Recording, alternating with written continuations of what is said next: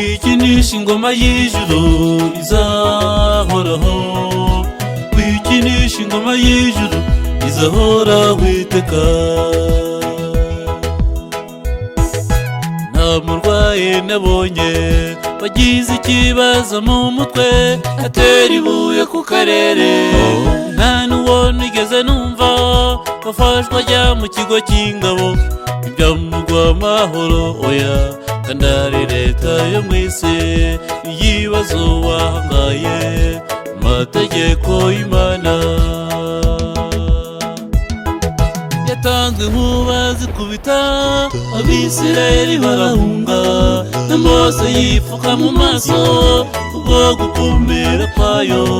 Iyibazo wahangaye amategeko y'Imana, isuzuma utagwa mu mutego, isi yose yamaze gutegwa.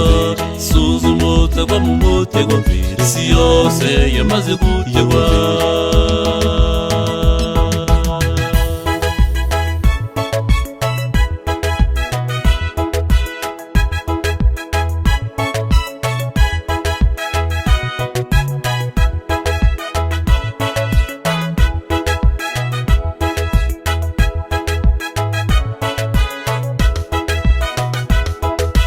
Hari inkuru ibabaje y'umugabo witwaga Uza, yakoze ku isanduku gusa irimo amategeko 10, ubuzima bwe busigaraho. Itondere ijambo ryayo, Imana ifuhira ibyayo. Iyibazo wahangaye amategeko y'Imana.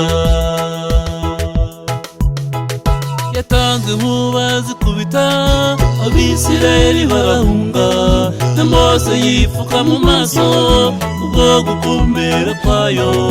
Iyibazo wahangaye amategeko y'Imana, isuzuma utagwa mu mutego, isi yose yamaze gutegwa.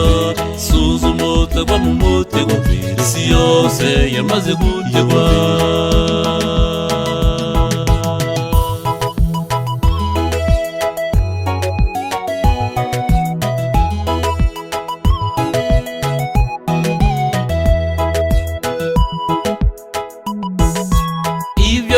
Abafilisiti abanyaze isanduku bajyaga bumva uko yarwaniriye Abisirayeli, maze igeze iwabo mbere na Merime na Dagoni.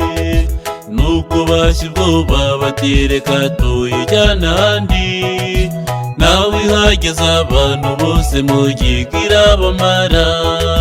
Nibwo ihawe amatungo yisubiza mu Isirayeli.